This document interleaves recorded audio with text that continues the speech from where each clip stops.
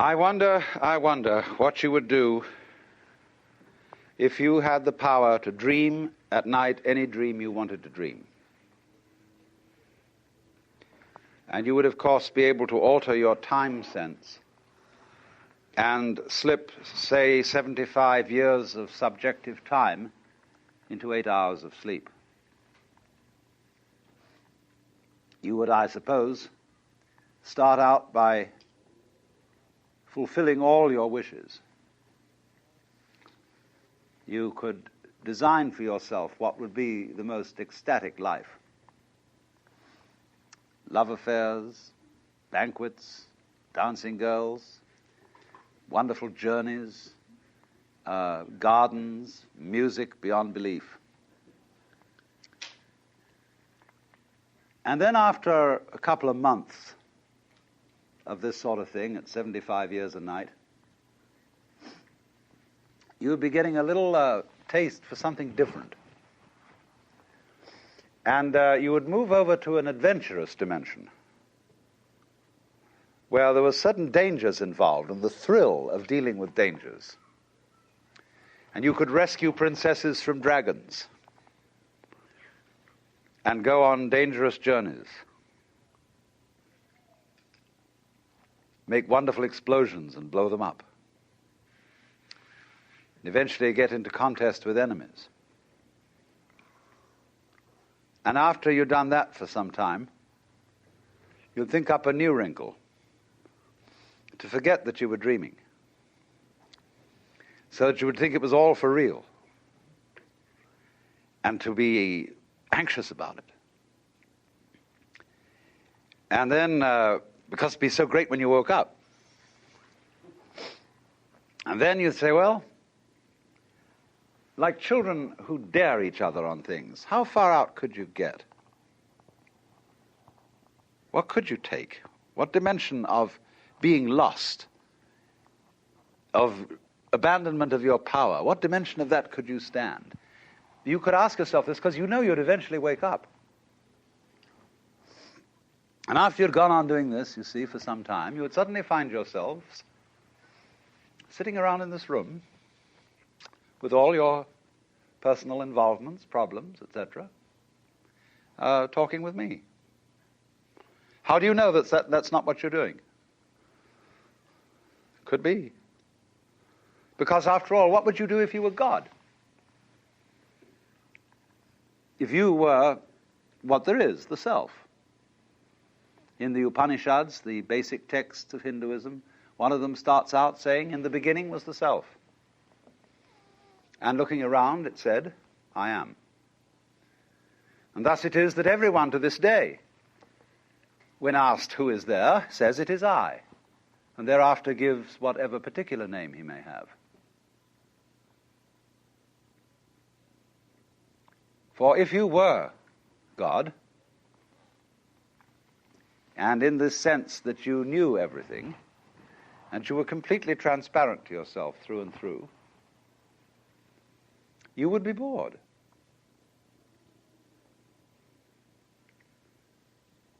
Because if, looking at it from another way, we push technology to its furthest possible development, and we had, instead of a dial telephone on one's desk, a more complex system of buttons, and one touch beep would give you anything you wanted, Aladdin's lamp, you would eventually have to introduce a button labeled surprise. Because all perfectly known futures, as I pointed out, are past. They have happened, virtually. It is only the true future is a surprise. So if you were God, you would say to yourself, man, get lost. And it's strange that this idea is obscurely embedded in the Christian tradition, when in the Epistle to the Philippians, St. Paul speaks of God the Son, the Logos, the Word of God, who is incarnate in Christ, and says, "Let this mind be in you which was also in Christ Jesus, who, being in the form of God, thought not equality with God a thing to be clung to, but made himself of no reputation, and humbled himself, and was found in fashion as a man, and became obedient to death." Same idea. Same idea as the idea of the dream. You get that very far out dream of getting as extreme as you can get. And so this then is the basis of the Hindu view of the universe and of man. The Hindu looks upon the universe as a drama. The Westerner, of course, looks upon the universe as a construct, as something made. And it is not therefore insignificant that Jesus was the son of a carpenter.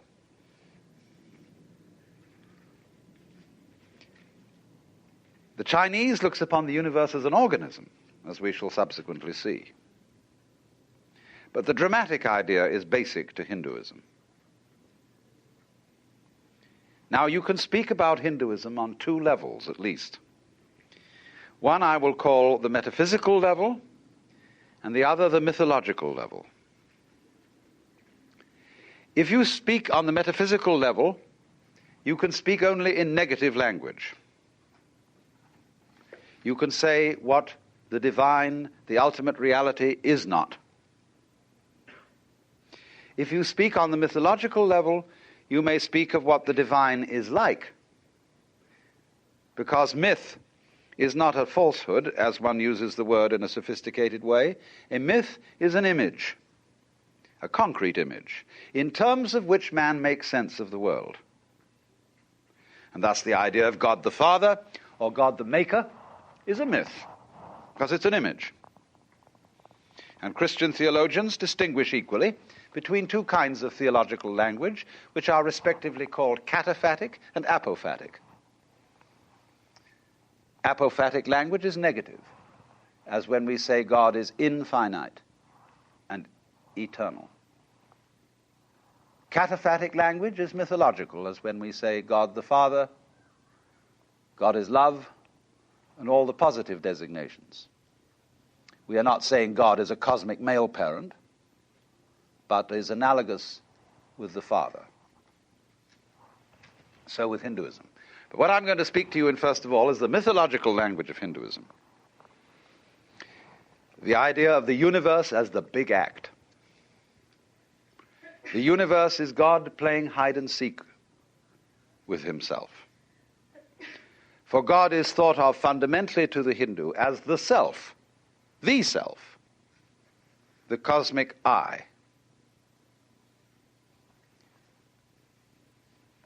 And it is a basic proposition for the Hindu that only the self, the Godhead, is real.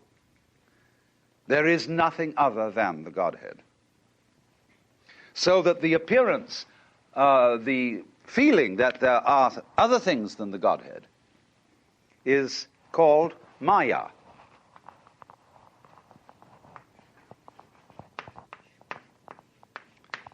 Maya. We ordinarily translate that word illusion. But you must be careful about the word illusion. Illusion is related to the Latin ludere. And that means play. And this is why the analogy of the world is dramatic. It's a play. In the sense of a stage play. Now, when you go to the theater, you know what you're going to see is not for real. Because the proscenium arch tells you that. That everything that happens on the far side of that arch is only in play, not serious. But the actor, and you will hope that he will be good at it, is going to try and persuade you that it's for real. So that he will so move you that you are crying or sitting in anxiety upon the edge of your chair. And so the audience is almost persuaded to be taken in. Now, what about if this would happen with the very best actor of all, the great actor? The audience would, of course, be completely taken in. But in this case, of course, the actor and the audience are the same, the self. The self has thus the capacity to abandon itself, to forget itself, to hide from itself, and thus to make the most completely convincing illusion, but in play. And so the activity, the creative activity of the Godhead in Hinduism is called lila, which means play. Our word lilt is related to it, I think. But so also in the book of Proverbs, you will find a discourse being given by the divine wisdom. The Lord possessed me in the beginning of his ways before his works of old. I think it's the 22nd chapter of Proverbs, in the course of which the wisdom says that its delight was to rejoice, the King James Bible says, in the presence of God and with the sons of men. But the Hebrew translated rejoice says play. Rejoice is a sort of dignified Elizabethan, but it says play. And St. Thomas, aware of this, said that the divine wisdom was above all to be compared with games, because games are played for their own sake and not for any sort of ulterior motive. So also music is a kind of non-purposive thing, because you don't either play music to reach a destination, nor do you dance to reach a particular place on the floor. It is the doing of it itself that is important, because after all, if the object of music were to gain a certain destination, those orchestras that played fastest would be considered the best. So the idea is that that dancing and music, more than other arts, represent the nature of this world. That it is playful, that it is sport. That it may be sincere, but is definitely not serious. And as G.K. Chesterton well put it once, the angels fly because they take themselves lightly.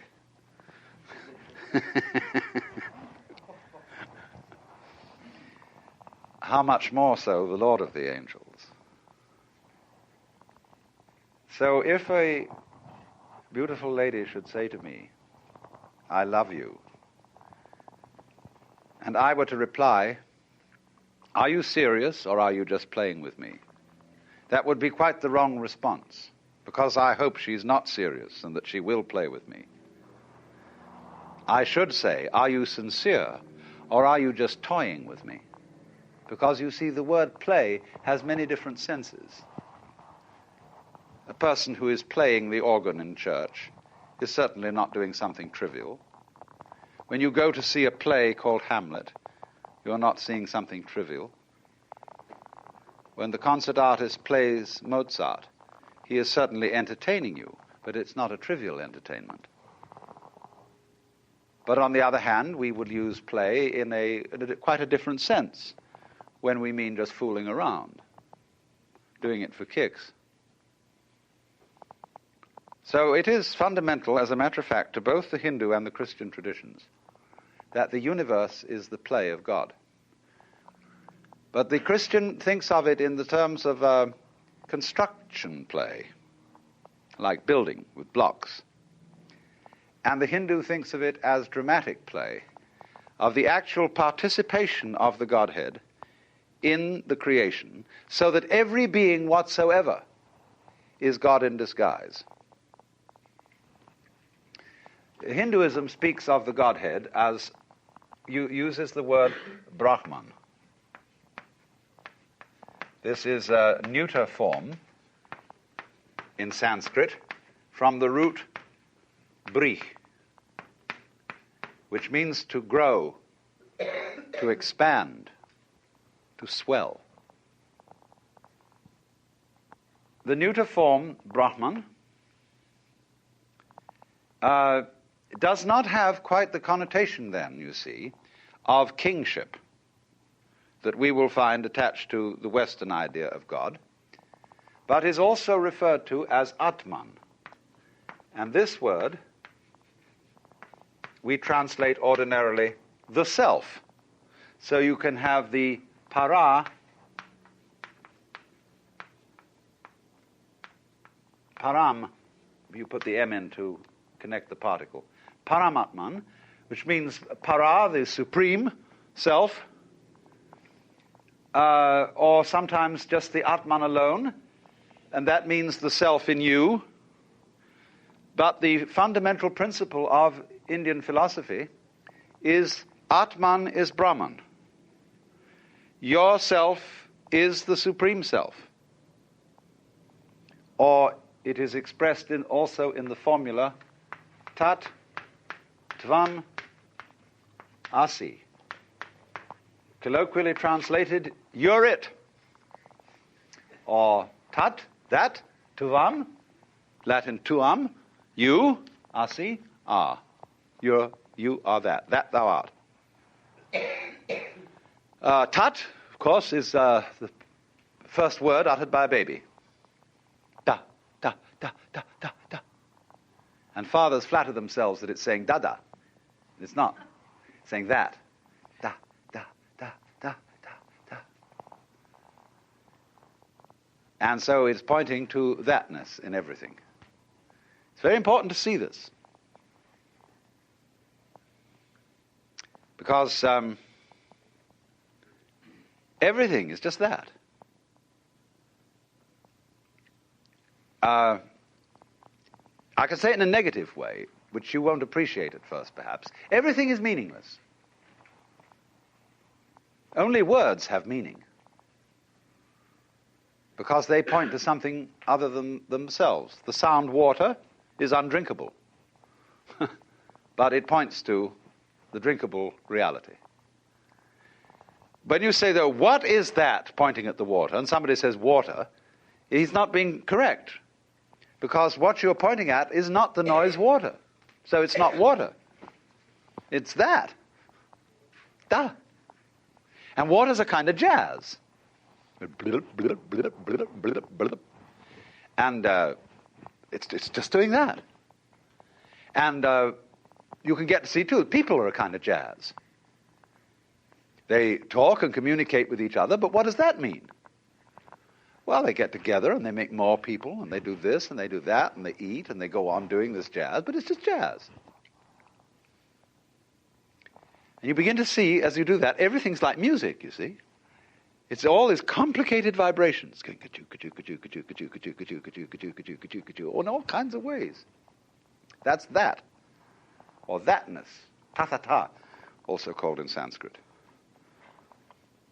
So anyway, this is the fundamental notion that you are really what there is, the works. Only you're playing hide and seek with yourself. And on a stupendous scale. Hindus measure time in units which in Sanskrit are called kalpa. And a kalpa is a period of 4,320,000 years. And there are two kinds of kalpa. One is called manvantara,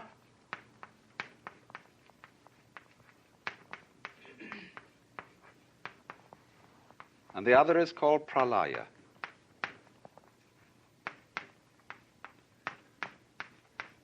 Manvantara is the kalpa in which the universe is manifested, in other words, in which God puts on his big act. And pralaya is the kalpa, succeeding kalpa, in which the universe is unmanifested. And the Godhead does not dream, but is awake to its own nature. So that these are called respectively the days and the nights of the Brahman. And this goes on forever and ever and ever and ever. the days and nights adding up into years and centuries and eons. They speak of crore. There's a Sanskrit measure, crore, C-R-O-R-E. A sort of a word that really I think means umpteen. Crores of kalpas.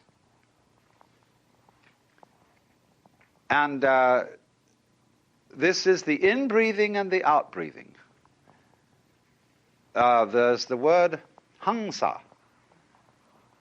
And this word in Sanskrit, hangsa, means a swan or a big water bird, like a gander.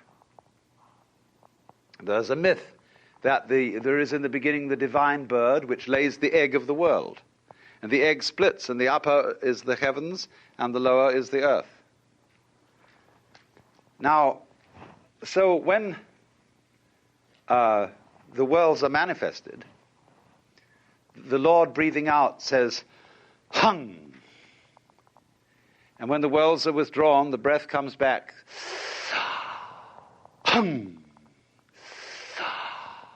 But if you say hung, sa, hung, sa, hung, sa, hung, it becomes sa, hung, sa, hung. Sa, ahang. That means, sa means that, the truth, ahang, I am. I am that. It's like, imagine,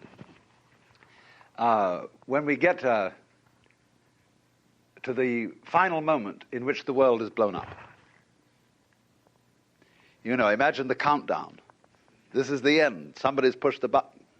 8, 7, 6, 5, 4, 3, 2, 1.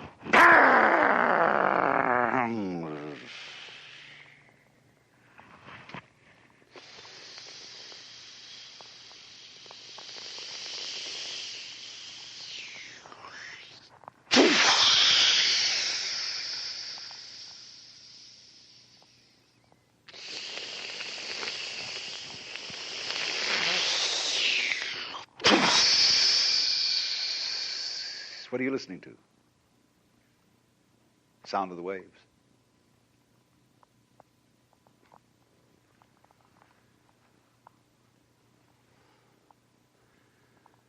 And you can sit and listen to the little waves on the seashore.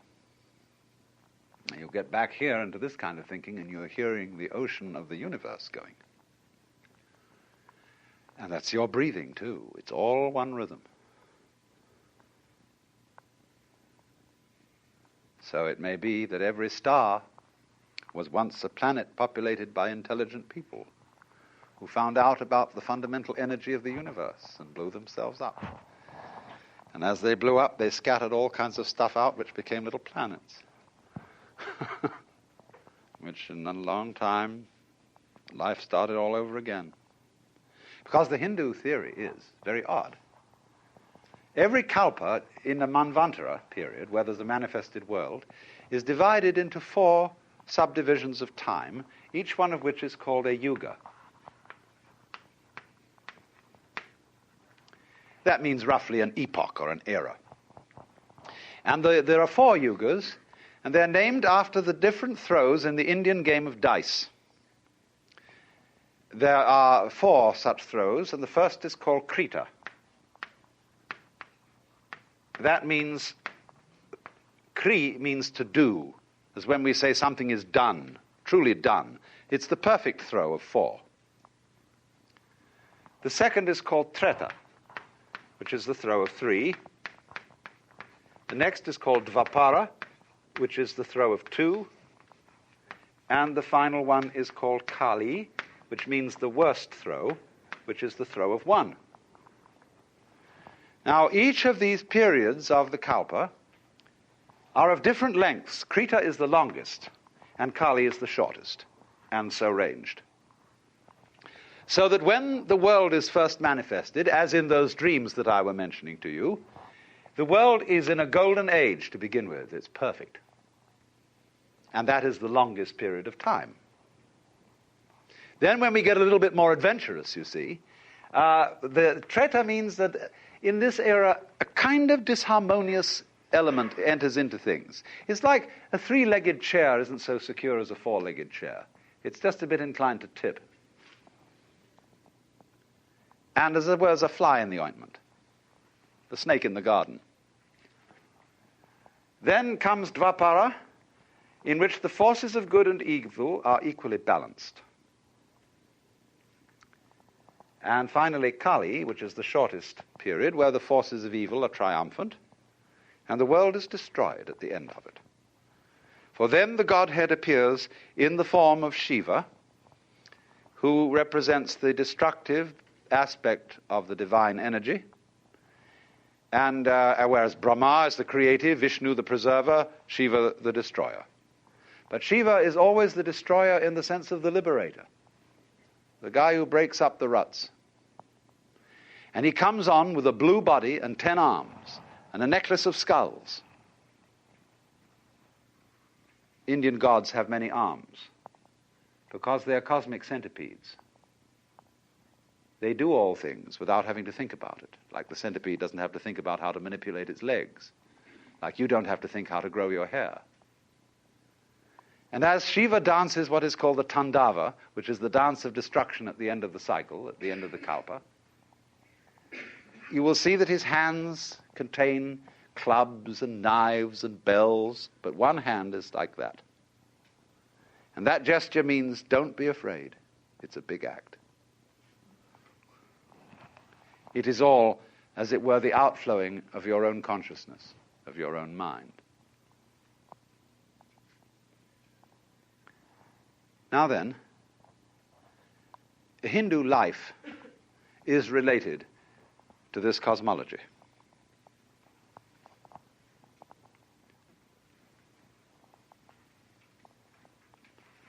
And the objective of life is, of course, in the end, to wake up from the dream when you've had enough. And so the dreaming process is called sometimes samsara.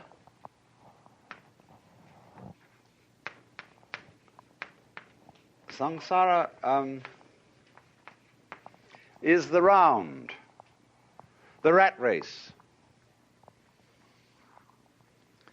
And samsara is divided into 6 divisions.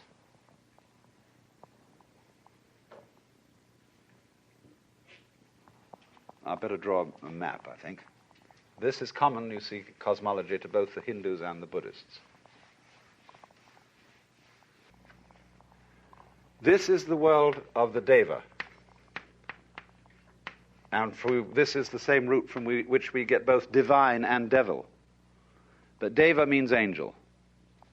The highest and most successful beings in the universe. And so opposite, this is the world of Naraka, who are the most unsuccessful. These are the purgatorial worlds of extreme suffering. This is the world of Ashura. They are also angels, but they're angry angels, representing the wrath potential of energy. This is the world of animals. This is the world of Preta, for which we have no English equivalent. Hungry or frustrated spirits who have enormous stomachs but mouths only the size of needles. Vast appetite and no means of fulfillment. And this is the Manu world, that is to say, the world of man. You don't have to take this literally. You could say, when you're extremely happy or ecstatic, you're here. When you are miserable, you're here. When you're dumb, you're here. When you're mad, you're here. When you're frustrated, you're here. But when you're more or less your normal, rational self, you're here. Now, so all life, through the period of the kalpas, goes grinding around this wheel. And if you go up, and you succeed, and you get to the top, you have to come down. They don't see success, in other words, in the world as a method of liberation, because it implies failure. So the idea of liberation, which is called moksha,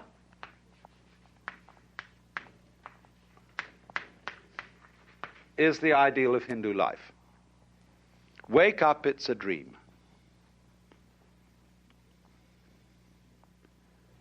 And in time, there is no hope in time. Everything is going to get worse in time, because, as you know, it does. We all fall apart in the end. Everything falls apart. Institutions, buildings, nations, it all crumbles. And people say, well, that's an awfully pessimistic philosophy. Well, is it? I would rather say that the people who have hope in the future are the miserable people, because they're like donkeys chasing carrots that are dangled before their noses from sticks attached to their collars. And they pursue in vain, always hoping that tomorrow will be the great thing, and therefore incapable of enjoying themselves today. People who live for the future never get there, because when their plans mature, they are not there to enjoy them. They're the sort of people who spend their lives saving for their old age and trying to teach their children to do the same thing, so that when they retire at 65, they have false teeth and wrinkles and prostate trouble and all that sort of thing. Where were you going? What did you think it was all about? Furthermore, the fact that life is transient is part of its liveliness. The poets, in speaking of the transience of the world, always utter their best poetry.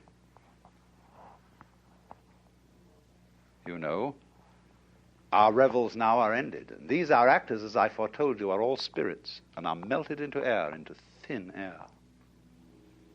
And like the baseless fabric of this vision, the cloud-capped towers, the gorgeous palaces, the solemn temples, the great earth itself, aye, all which it inherits shall dissolve. And like this insubstantial and pageant faded, leave not a rack behind. We are such stuff as dreams are made of, and our little life is rounded with a sleep. And said so well, it doesn't seem so bad after all, does it?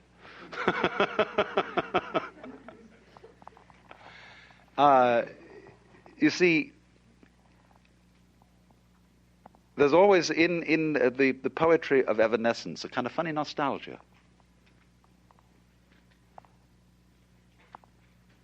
Moralists will say, those lovely lips which you so delight to kiss today will in a few years rot and disclose the grinning teeth of a skull. So what?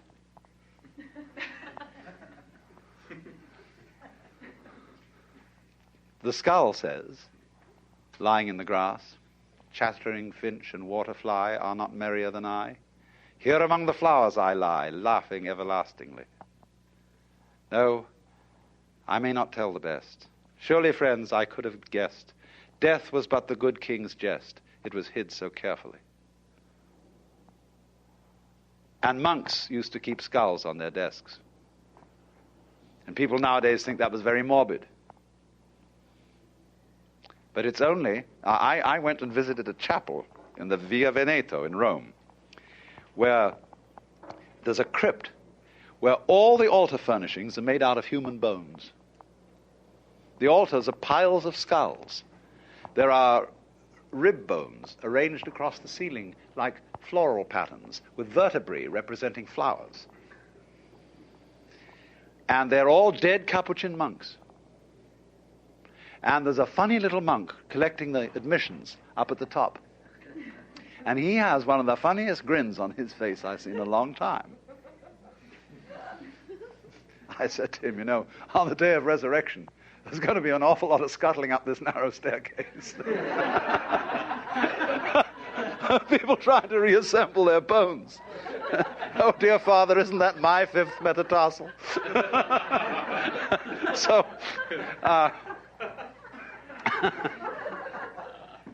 the whole idea, you see, is that everything's falling apart. So don't try and stop it. When you're falling off a precipice, it doesn't do you any good to hang on to a rock that's falling with you. See? Well, everything is doing that. And so, again, this is another case of our completely wasting our energy in trying to prevent the world from falling apart. Don't do it. And then you'll be able to do something interesting with the free energy. So that's moksha. Because when the Hindu says everything is unreal, the Westerner reacts and says, no, you can't treat life as a dream. It's serious, it's real, it's for real. And what do you mean by that? Well, how real do you want it to be? This is, in other words, everything, insofar as it's falling apart, everything is changing, it is like smoke. And we all feel that smoke has a lesser degree of reality than wood. It's an image of the evanescent, of the ghostly. So there's this idea the whole world is this mirage. That doesn't mean it's a bad thing. It's only bad if you cling to it, if you try to lean on it. But if you don't lean on it, it's a grand illusion. So the word maya means not only illusion, but it means art, it means magic, and it means creative power. So this is the big act. And it's perhaps easier to feel the world in that way in a tropical country where death is very common and where you just watch things dissolve before your eyes and yet burst out and grow again. The whole world is changing. Maybe easier to think that way than in our environment. Although when you're out in California, the human landscape changes so fast that no town is the same for 2 years. Any mailing list that you have changes 1/3 addresses per annum. Nothing stays put. The hills are shadows and they flow from form to form and nothing stands. Now, this, you see, is not a pessimistic attitude, therefore, at all. To be able to realize that this world is simply a dream, a dancing play of smoke. Fascinating, yes, but don't lean on it. Life is a bridge, says one of the Hindu sayings. Pass over it, but build no house upon it. And so immediately you see that. This is responsible for the enormous gaiety of certain Hindu sages. This is a thing that often puzzles Westerners. The element of, they expected anybody who's an ascetic or a sage or something to be rather miserable, with a glum face. But on the contrary, you take this character who's going around these days, Maharshi Mahesh, he's always laughing. Because he sees through it. He looks on every side, and there is the face of the beloved, of the divinity, in everybody, in every direction, in everything, playing at being you. And you can look down into a person's eyes, way, way in, and you see the self, the eternal divine. And what is so funny, when it puts on an expression, saying, what, me?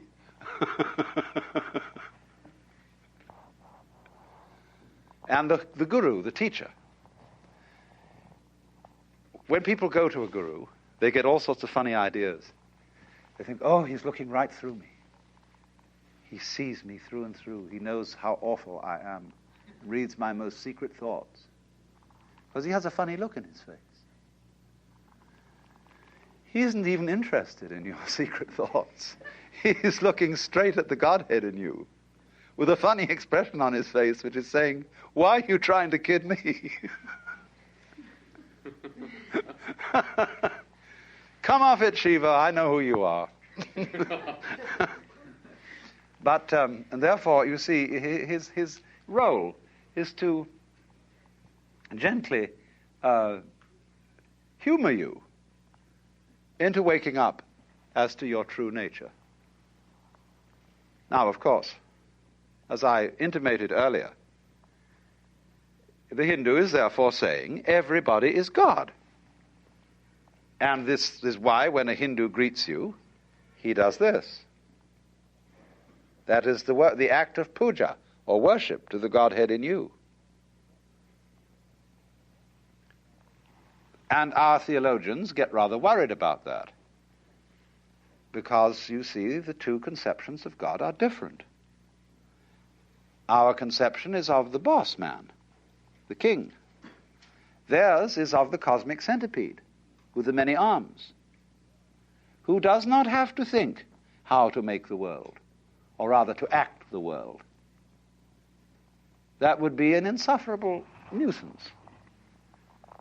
You may think it rather wonderful when St. Thomas tries to explain that God is fully aware of everything that happens, and in every detail is willing each single vibration of any mosquito's wing. But when you really begin to think about it, that approaches intellectual elephantiasis. Imagine the Lord being aware of all the prayers and having to listen to the sort of prayers that go on every night. Woo!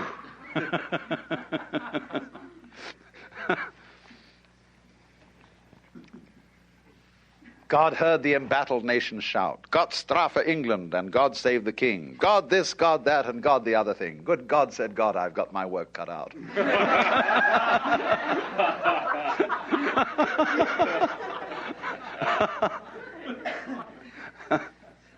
But, so therefore, when somebody in India suddenly announces that he's God, nobody accuses him of blasphemy or of being insane. They say simply, "Congratulations, at last you found out." And they don't immediately request a miracle. As you see, if we get across someone who says, "I'm God," or "I'm Jesus Christ," they say what they said to Jesus Christ in the first place. "Command that these stones be made bread." And you know, he used to wangle out of it by saying, "A wicked and deceitful generation seeketh after a sign, and there shall no sign be given." The Hindu would say, "But there is no point in changing it. It's going the way I want it to anyhow."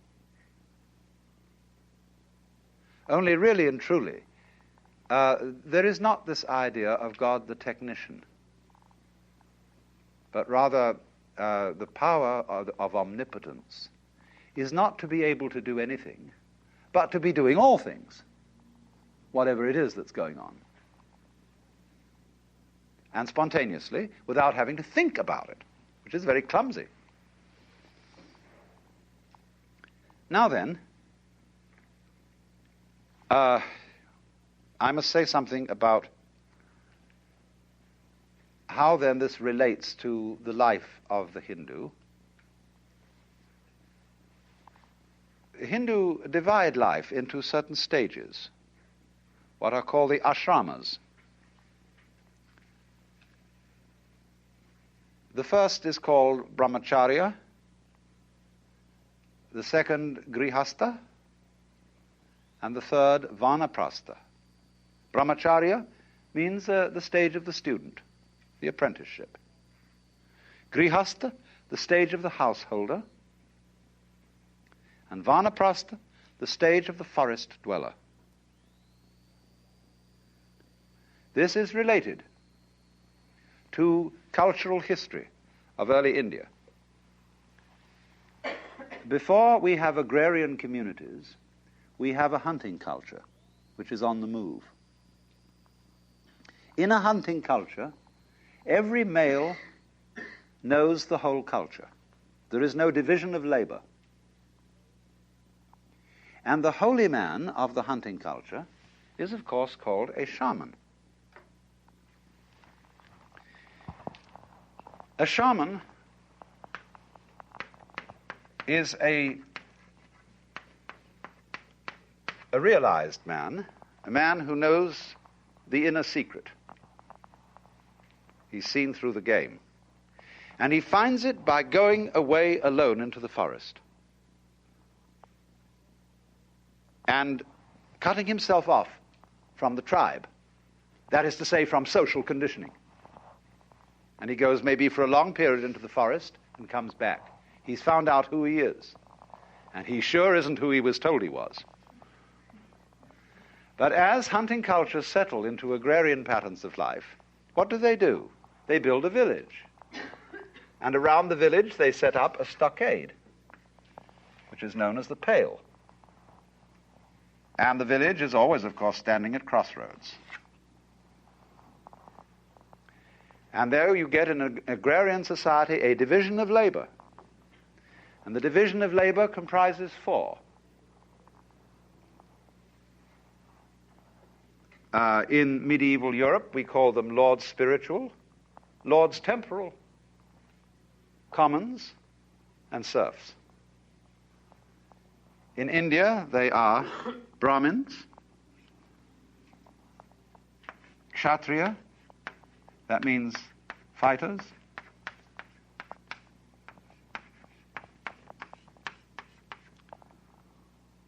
Vaishya,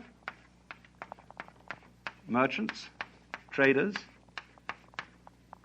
Shudra, laborers. So you've got the priests, the warriors, the merchants, and the laborers. Division of labor. The four sections of town. And so the four basic castes. So when you are born into a caste, and your duty as a grihasta or householder is to fulfill your caste function and to bring up a family. When you've done that, you go back to the forest, back to the hunting culture, and you drop your role, and you become nobody. A shaman again. So a Hindu calls one who does this a shramana, which is of course the same word as shaman. And the Chinese call him a xia man. Shaman. A shaman is an immortal. Why immortal? Because it's only the role that's mortal. The big front, the persona. The one who you really are, the common man, that is to say the man who is common to us all, which you could call the son of man, that's the real self. That's the guy who's putting on the big act. And of course he has no name. Nobody can put the finger on him, because you can't touch the tip of the finger with the tip of the finger. So that means in practice then that when you hand over your vocation in life, which is called your svadharma, that means sva, that's the same as the Latin suus, one's own. Dharma means function. Your own function, or we would call your vocation. When you've completed it, you drop out and become nobody, because you're going to find out now who you really are. You're no longer Mr. Mukhopadhyaya, who is a cloth salesman. You drop that name, and you take on one of the names of God, Swami Brahmananda, Swami, bliss of Brahman. And you may go quite naked, like the Shivite holy men. No clothes. And they just go out and wander and don't make any provision for anything. They literally take no thought for the morrow, what you shall eat, what you shall drink, or wherewithal they shall be clothed. But you see, people respect them. They say, yeah, we got to have those people up there, because they are doing what a human being is ultimately supposed to do, and we shall do it in our turn, and so give them some food. Now, naturally, caste, holy men, and all that kind of thing can be exploited. Anything can be exploited and abused. And we can look at it all and say, what a mess. Why don't you do something for yourselves? Why don't you kill the sacred cows and eat them? Why don't you clean up? Why do you permit all this disease?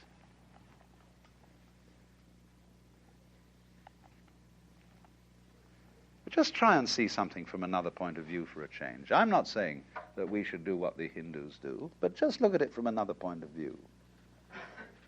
And they would smile at us and say, "You really think it's as real as all that? Have you never experienced what's on the inside of this game? See, the trouble with you Westerners is you've never experienced bliss. You've never got down to the root of reality. You don't know that state of consciousness. And so you're frantically trying to patch everything up and pin it all together and screw the universe up so that it's fixed. You can never do it. All it is going wildly rushing around and creating trouble. Of course, Western-educated Hindus think the same way. They are now for rushing around and patching India up. And what's going to happen is they're going to arm all the millions of people in India. And they're going to create a lot of trouble in Asia one of these days when they become a powerful society. They're already scared of the common man. Yeah. Scared to death already told. Oh, of course. That idea in Christianity of struggling and not resting. Yeah, that's true, you know, because of the big fight with the devil. Right. You see? Person self. The war in heaven, you see. Now, the funny thing about that is, when you read Milton's Paradise Lost, long before Lucifer decided to rebel, the whole of heaven was armed. And he describes the legions of angels with their escutcheons and gonfalons and military deportment. Who was looking for trouble?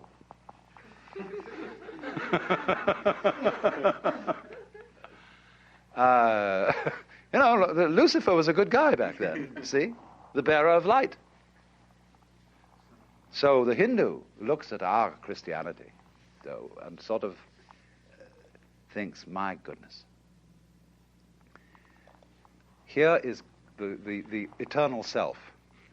But in the idea of Christianity, the Godhead is having a real far-out one. Because not only is he incarnating himself, say, as some wretched beggar, but he's incarnated himself as a Christian soul who believes that in this one short life he will decide his eternal destiny. And the possibilities of making a mistake are far greater than of being a lousy beggar. The possibility involved in the Christian gamble is to fry in hell forever, and ever and ever and ever. Even the Avicii hell at the bottom of the Naraka only goes on for about one kalpa. But the everlasting damnation, what an idea. So the Hindu says, bravo, you know, God has really done a dare on himself this time to be a Christian soul.